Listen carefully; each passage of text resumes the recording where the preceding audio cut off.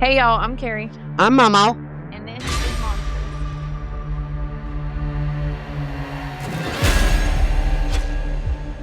This episode contains topics and language that may not be suitable for all listeners, and topics that may be triggering to some. Listener discretion is advised.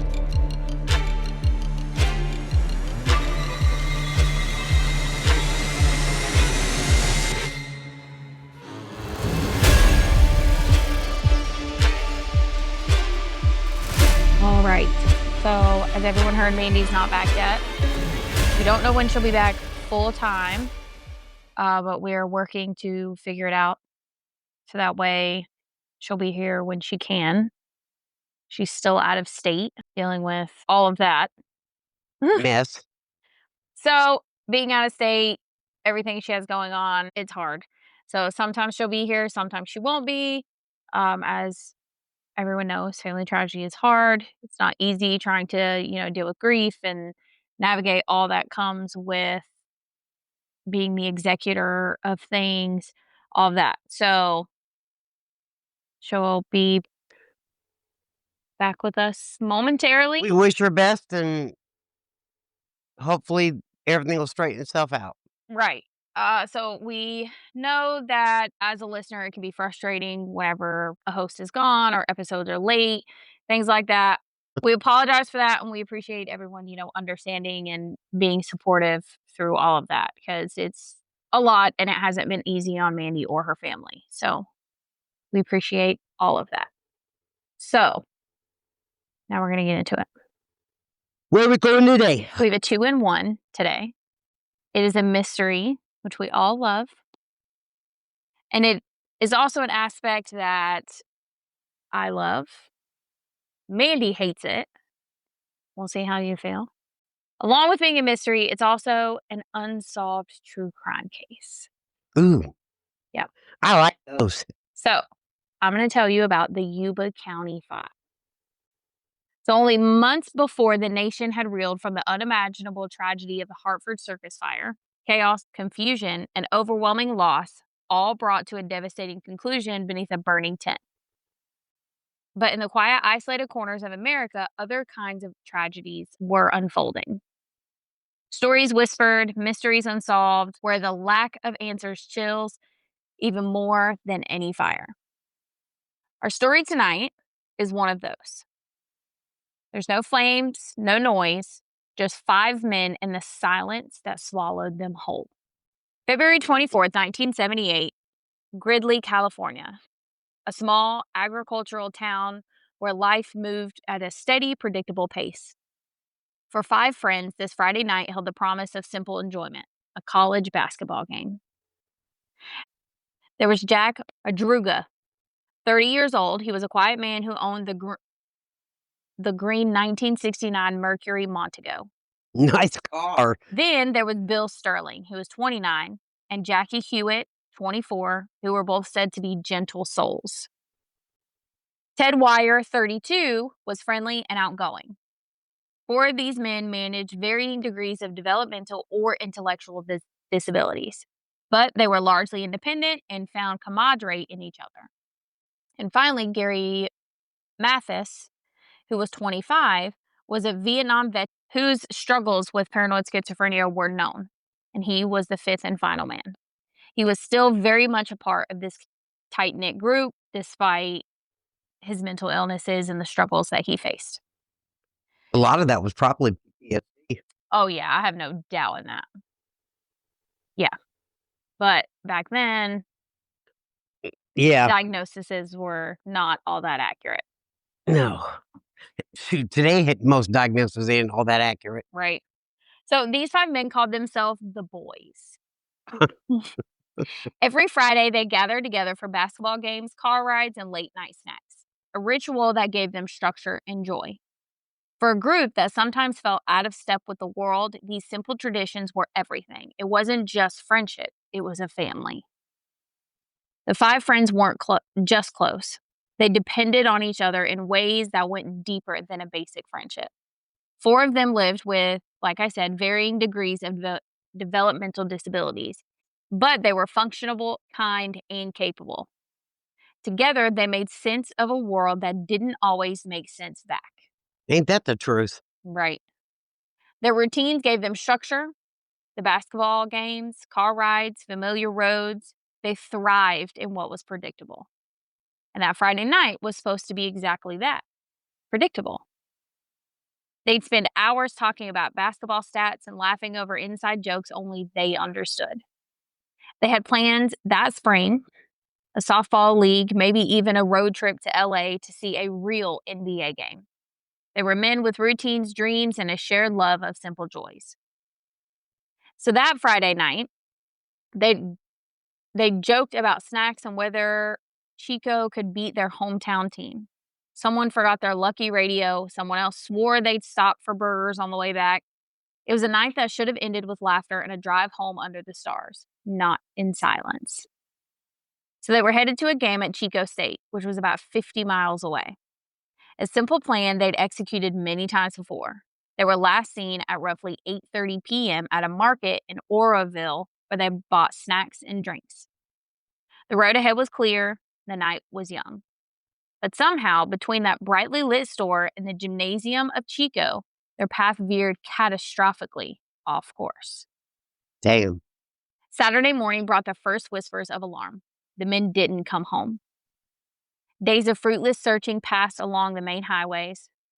The weather, initially mild, quickly turned to a deep, biting cold in the upper elevations, adding a sinister urgency to the search. So the search began on those main roads, a routine process that yielded nothing. But 5 days later, the focus shifted entirely. Then, on Wednesday, March 1st, 5 days after they vanished, a breakthrough came, but one that only deepened the confusion. A Forest Service worker checking remote roads in the Plumas National Forest came upon the Mercury. The car Nice was car.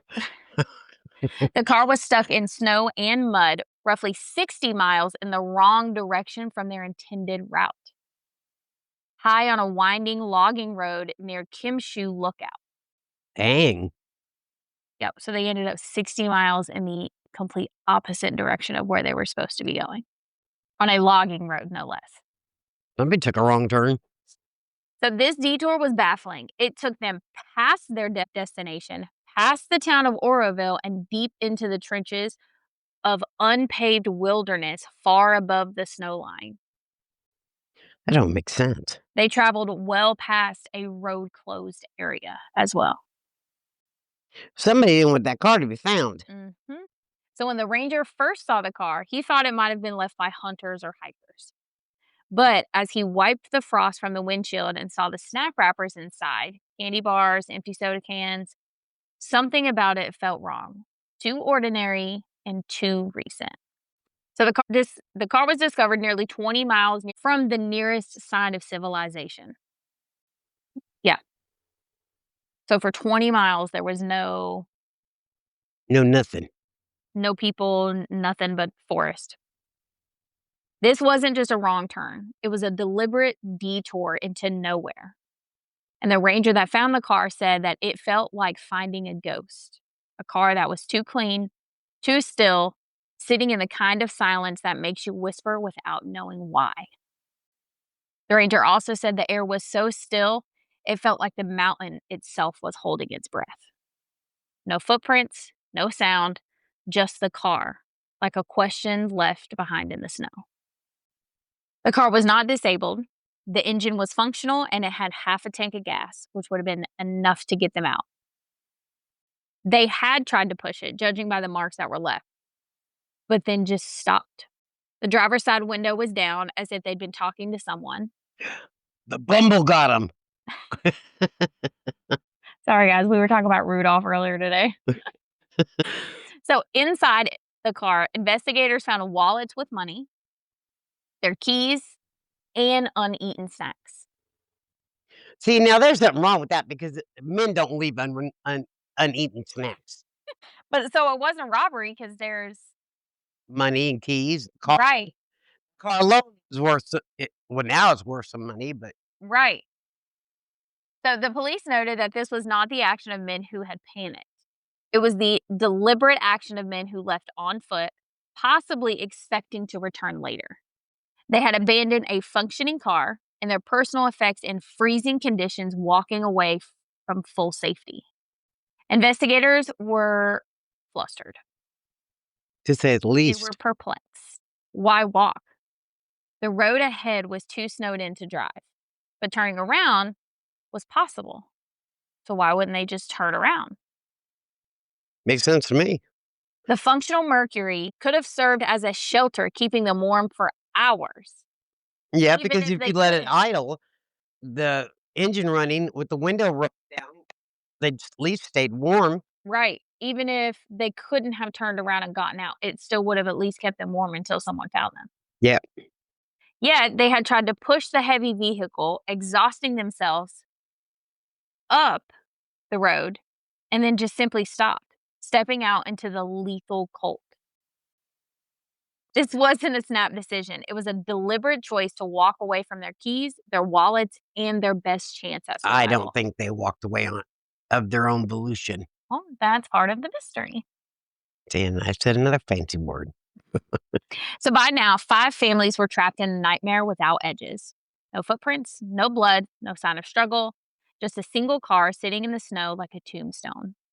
Every night, the searchlights cut through the fog, and every morning they came back empty handed. It was as if the mountain had swallowed them whole, quietly, deliberately, without leaving a trace.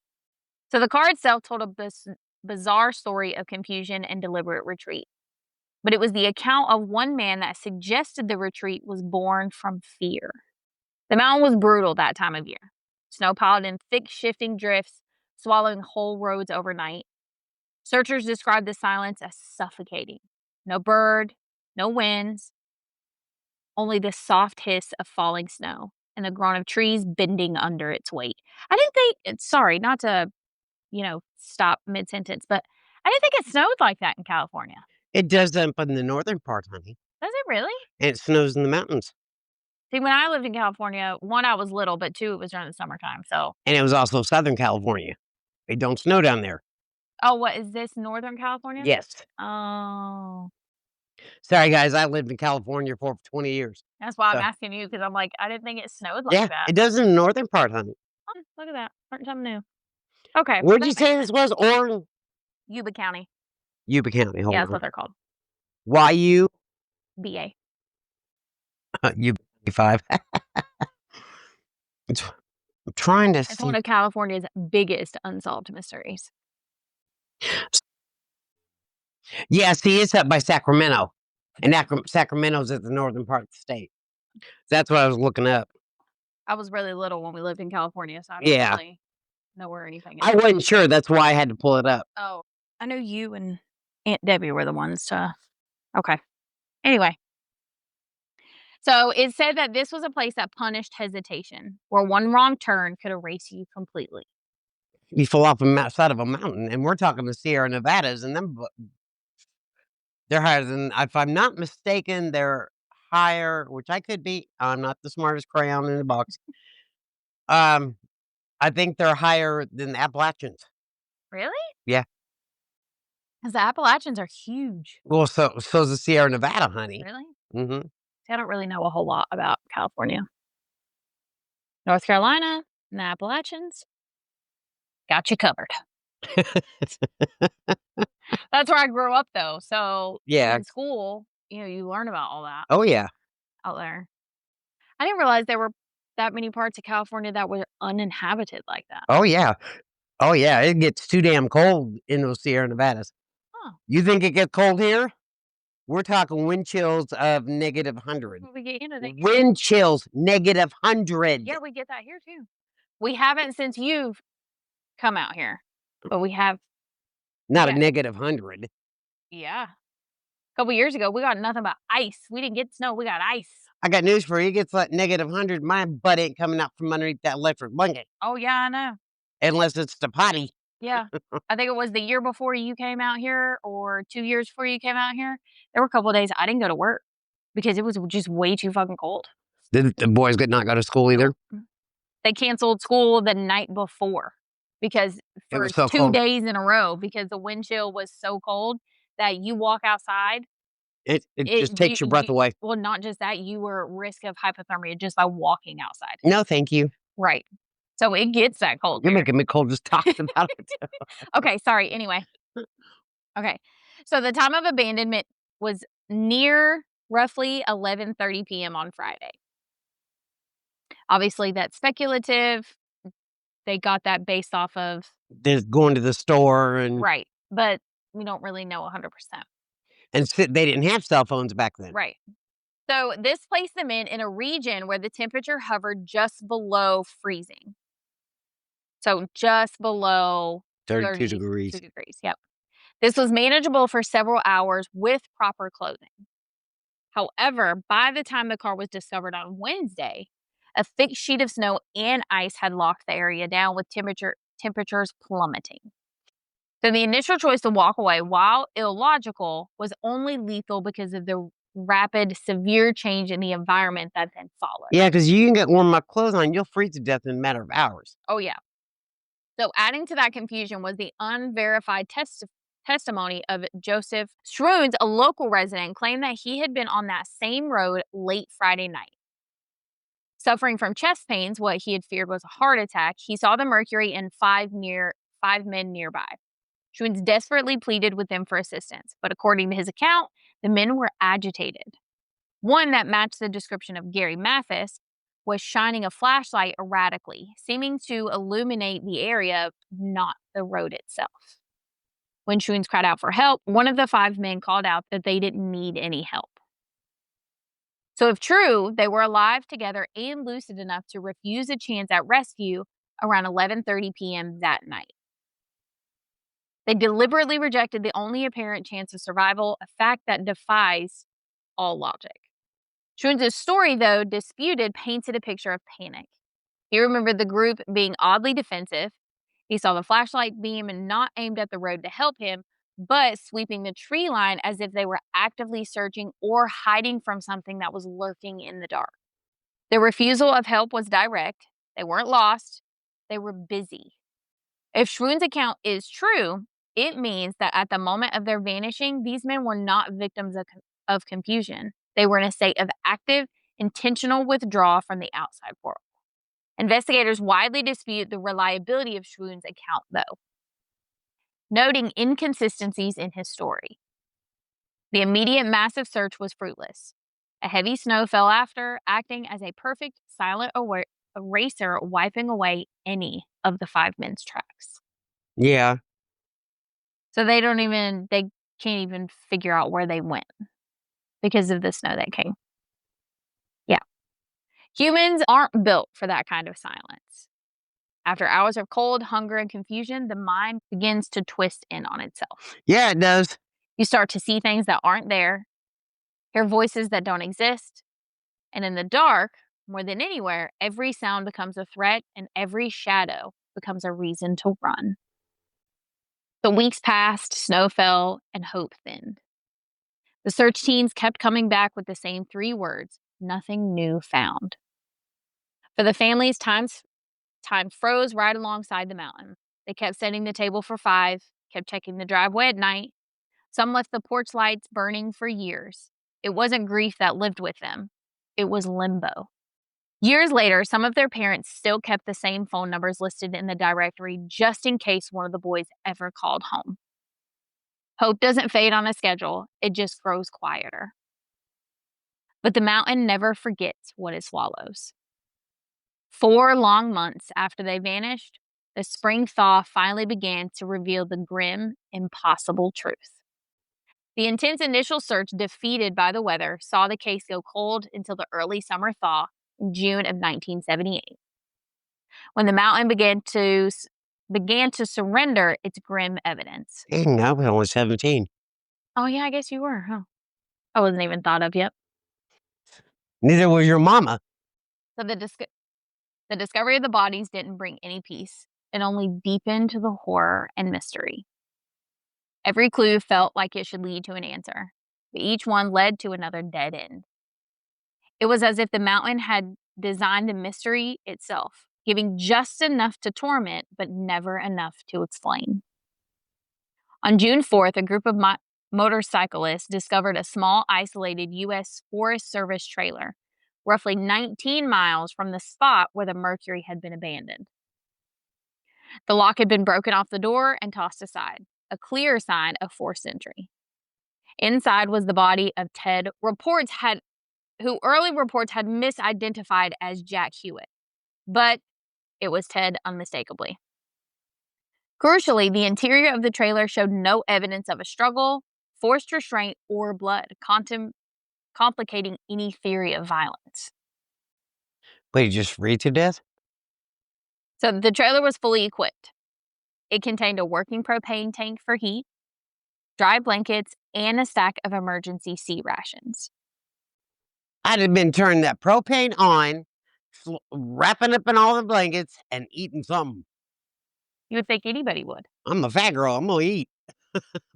They had broken in and stayed for a time. Some clothing was found neatly folded inside, suggesting a period of calm and rational thought. But the most shocking paradox was the untouched food. They had broken into salvation, yet the vast majority of the sea rations remained stacked and sealed. The trailer was a literal sanctuary. Inside, investigators found dozens of neatly stacked cans of pork and beans, chili, and military-grade biscuits. All they had to do was open the cans, but they didn't. They starved. Yeah, because the military man should have known how to open those. Mm-hmm. Isn't that strange? Kind of odd. Right. So this is the single unsolvable horror of the Yuba County Five. The men died of starvation next to a full pantry and a working propane heater. No, all the men were in there? That's where they found Ted, was inside the trailer. Isn't that strange? Yeah, but like you said, they were mentally challenged. Right. So they may not have thought that, though. Maybe not, but you would think if you're starving and there's a full pantry, even if it's not yours, I'm gonna sorry, eat. I'll I'm pay gonna you eat. back later. Yeah. You would think, An IOU, right? You would think anyway. but with them mentally, And then who knows how long it took them to get there as well. Who yeah, knows? That's the mystery part of this. anybody, It's like what everybody can assume what they want. right. It's like what happened? Why didn't you eat the food that was right There's next to probably you? several theories. Oh yeah. So investigators noted that only a small, desperate amount of food had been consumed. So they ate some of it, but not enough to survive. Some melted rations and portions of canned food had been ate. A jar of petroleum jelly was also found among those items. I don't want to know. Nobody knows. I don't want to know Nobody knows because I know where my why mind's going. you're nobody knows what the significance of that is. It's just something that's in everything that I've seen, it was noted that it was there among all of that, but nobody knows why. The consensus among the officers who processed the scene was that this was the most inexplicable situation that they had ever encountered. And I'm sorry, this is the most weirdest case that I've seen. Weird is not the word for it. The following days brought more gruesome discovery. Jack Madruga's remains were found just a few hundred yards from the trailer. Bill Sterling's remains were located roughly 11 miles from the original abandoned car and were found without his dentures. Jack Hewitt's remains, the fourth victim, were also recovered within that same vicinity. That's wild. Right? Did they split up or? Well, I wouldn't think that it would be that they split up because they were all found in the same vicinity. I wonder if they slowly started to kind of die off. That sounds awful to say it that way. I'm sorry. As they made their way, but it was only miles from where the car was found. Yeah, it's so strange. So the autopsies of the four recovered men, because there's only 4 found so far, were officially cited as hypothermia and starvation as the causes of death. And the hypothermia will kill him in no time. Oh, yeah. So Ted, the main fan on the trailer, was estimated to have survived for a minimum of 8 weeks. And he didn't eat nothing or Right. turn on their propane? What the See? hell's wrong with these people? Isn't it strange? This They on some good drugs. Some reports suggested that he survived up to 13 weeks inside the shelter before he succumbed to the elements and everything. Isn't that so strange? That is weird. And even during the day, never went for help, nothing? So strange. Because you figure something like that, you'd automatically go into fight or flight Right. mode. Like at night, I get looking Not for going out. shelter, but during the day? I'd be I'd be hoofing it. Right. Get me the heck out This of is there. the weirdest case I've ever seen in my life so far. So, this confirmed that he had died slowly, over days or even months, inside or immediately next to salvation. Poor guy. It is That's an awful way to go. odd. So, Ted, at the time of his disappearance, he weighed approximately 200 pounds. They found him, he had lost nearly 100 pounds. Because his body was eating his own fat. Right, because he wasn't eating anything. Yeah. What a way to go. Oh, He had endured a slow, desperate, and agonizing decline that lasted for weeks, a haunting final chapter to the life of a very gentle soul. This wasn't a sudden disaster. It was a prolonged tragedy of incomprehensible choices made over 2 months, with the shelter they broke into offering no relief from the hunger that ultimately claimed them. Furthermore, the condition of the bodies presented even more confusion because, we don't have enough of that already. So no, not at all. crucially, Ted was found wrapped in blankets with his feet severely frostbitten, Mm, but his heavy boots were missing. that don't sound right. Yeah, they were just gone. Next to him on the floor was a pair of tennis shoes identified as belonging to Gary Mathis. Did Gary have his boots? So this single piece of evidence suggests that Gary was the last man with Ted, that he tended to him and then exchanged his thin shoes for Ted's boots before heading back into the wild alone. Which that makes sense. Yeah, I mean, if Ted's gone, I'm gonna take his shoes too. I'm sorry. Right.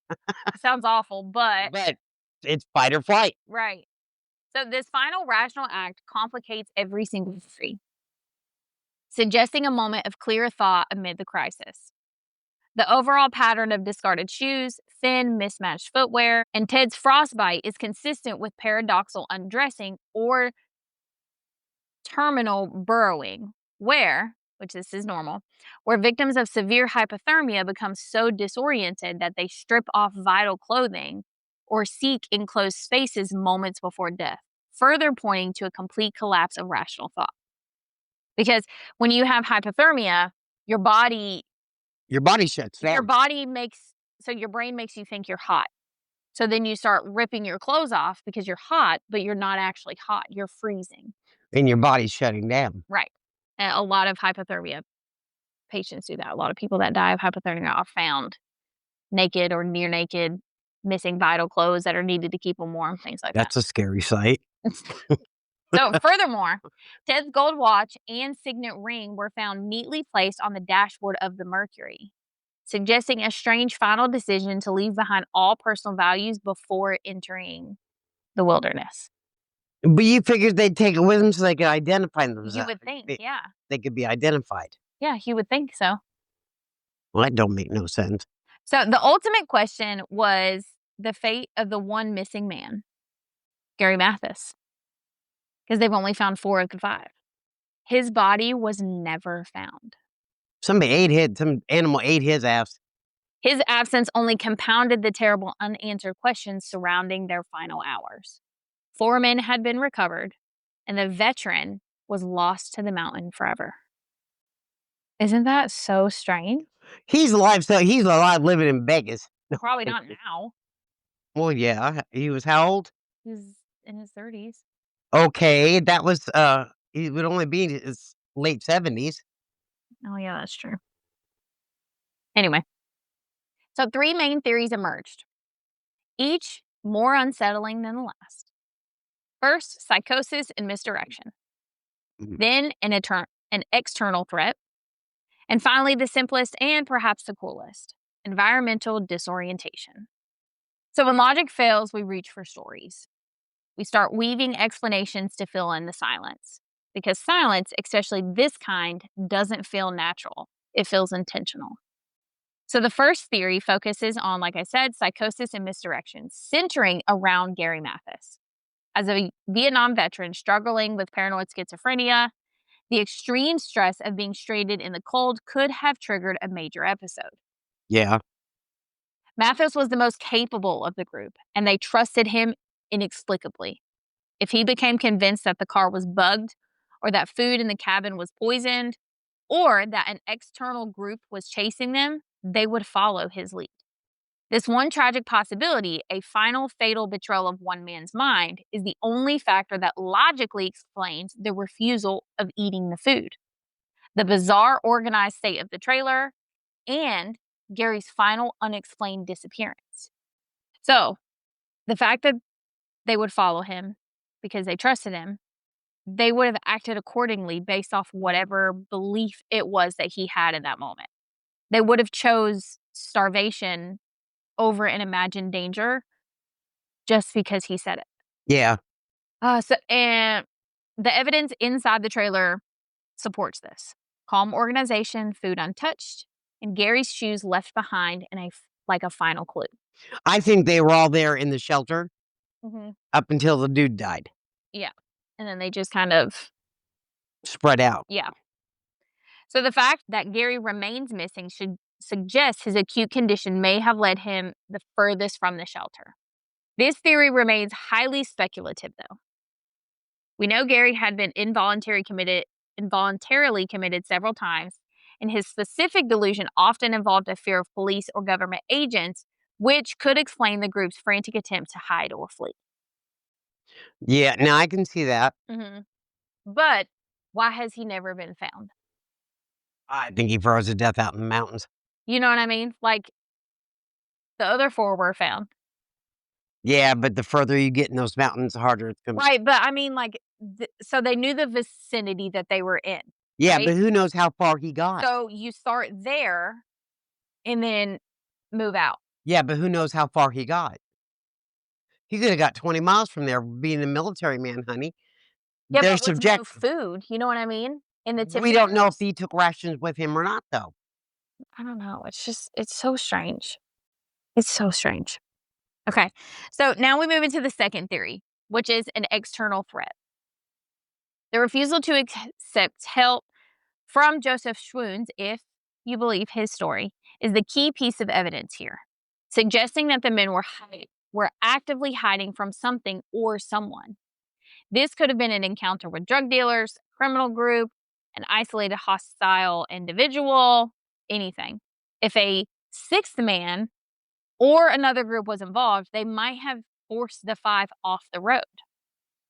The broken lock on the trailer and the men's subsequent failure to utilize the food could be consistent with being briefly imprisoned or actively fleeing a nearby threat. However, the fact that the recovered body showed no signs of struggle or violence strongly weighs against this theory, suggesting their fate was internal rather than a confrontation. Yeah, I believe that. Yeah. So it makes sense, but there's really no evidence to really prove it. Well, and the cold would have preserved Any evidence. any Yeah. evidence, and there wasn't any. Right. At least not that they found then, anyway. Yeah, but if they found him with the thaw, that evidence wouldn't have been gone long, No, no. and if they were shot or stabbed, that would definitely show it. Oh, yeah. Yeah. Okay. So our third explanation is a tragic combination of environmental disorientation and hypothermia. That's more than likely. Probably. So the cold alone could have severely impaired the men's judgment even before they reached the mountain. Yeah. The initial panic of being stuck led to an irrational decision to abandon the functioning car. Once hypothermia set in, their ability to reason collapsed entirely, a state often described as being snow drunk. I never heard that Mhm. before. It's kind of like snow blindness. The light reflects off the snow so bad where you can't see. Yeah, it's like the rain on the wet roads from the rain Right. throws you a glare. Right, so it's just like that. Yeah, You're stuck in the snow and your brain starts to freak out basically and act stupid. as if you're drunk when you're actually not. So, they would not have registered the food in the trailer as a means of survival, nor the cold as a threat, just like when you're drunk. I'm fine. Right, exactly. Their final illogical decisions, which was to discard their clothes, to wander, and to ignore the stacked cans, were the direct deadly effects of freezing to death, the hypothermia. And many investigators view this as the most plausible explanation. More than it's the It one that makes more makes the most sense. sense to me. Yeah, it makes more sense. But it's just crazy, the whole thing. It's insane. And Gary's body's probably buried. Yep, it's never been he's never been He found. probably he could have been down fallen down a Yeah, ravine, mm, a deep ravine, and they could, you know, right. never see it. Animals and yeah. Yeah, I mean, there's bears up there and coyotes and Mhm, cougars and all that fun stuff. mhm. So the case of the Yuba County Five remains officially unsolved. No definitive evidence exists to reconcile the logical facts, which is the car, the stacked I don't think it trailers. was foul play. I really don't. There's no evidence of it, but they can't close it until they know what happened. Yeah, that's true. And or they find Gary's body, which I don't think they ever will. I think Probably he not fell at this down a point, yeah. ravine and Yeah. because there's a lot of up in that area, there's a lot of caves Mhm. that are hidden, and he could have went into one of those and died. Yeah. That's like hidden behind trees and brush Mhm. and Okay, so no evidence exists to reconcile the logical facts with the deeply illogical outcome. For the families, the lack of definitive answers has prolonged the grief for decades. They are left not just with the pain of loss, but with the eternal torment of why. They are forced to debate whether the loved one suffered a betrayal by a stranger, a, a slow physical descent, or a final cruel betrayal of their own minds. This silence, this complete lack of closure, is the mountain's final, harshest sentence. The mountains still hold the final unknowable truth of why the five lost boys of Yuba County simply starved next to their salvation. The search for logic ended decades ago. What's left are stories, the kind that live longer than the people who tell them. Even now, hikers and hunters in the Plumas National Forest talk about the Yuba County Five. They say the story clings to to that mountain like fog. Some claim to hear voices calling names through the snow. Others say they've seen a faint green light flickering near the car where the car was found, as if the mountain still remembers. These accounts are folklore and not part of the official investigation, obviously. And if you ever find yourself driving through the Sierra foothills on a winter night, keep an eye out on the tree line.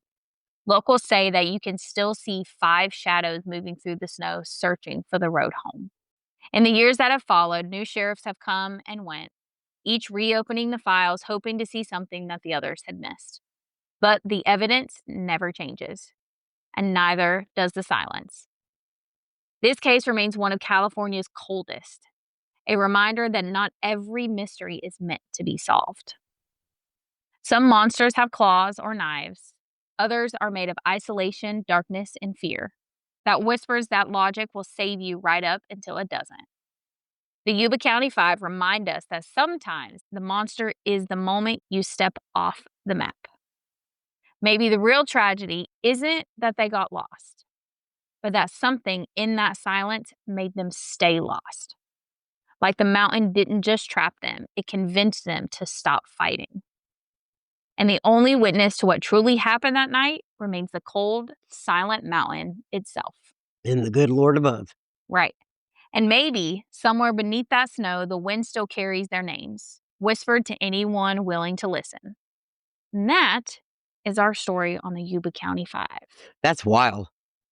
Isn't that just It blows your mind because your mind's going in like 5 different directions all well, this, it's like, right? Like it's all logical, but then it's like, but no, why that would you make that? No, a lot of some of it didn't make sense. Well, I mean, like, the theories. The theories are logical, they make sense, but then again, it's like, but why it makes sense to break into the trailer, right? You're in the freezing cold, that's a smart decision. Yes, But but why why not wouldn't you eat? eat the food? Exactly. Why Why would you not then leave the trailer if you're stay there, turn on the propane heater, right, and wait for morning to get help? right, and that's what I mean, like, there's a lot of logical things, but the Lot choices were illogical. Yeah, So it's like, what was happening that made you not make that logical choice to survive? It is so strange. makes no sense to me, baby. No, I thought it was a good one. That was a good one. Nice change of pace. Right. Now, next week is Thanksgiving. Yummy, yummy. Mhm. So, next week we have a Thanksgiving episode. Mm. Yep. So, this one was a good buffer between last week and next week. Mhm. Yep, that's all I got. So, thank you for joining us for this tragic and endearing unsolved mystery. If the story stayed with you, please take a moment to rate and review. You can find our links to our Facebook community as well as our email in the description, like normal. Make sure you come back on Monday, like I said, when the holiday season turns deadly. We'll be traveling to a quiet suburban home, exploring the scene where a family feast became a horrifying bloodbath. Nice. It was a day meant for gratitude and togetherness, but instead it became a national nightmare. Until then, stay safe, try not to stray too far off the main road, and as always, remember to Watch out for monsters. and don't kill people. Bye, y'all. Bye, y'all.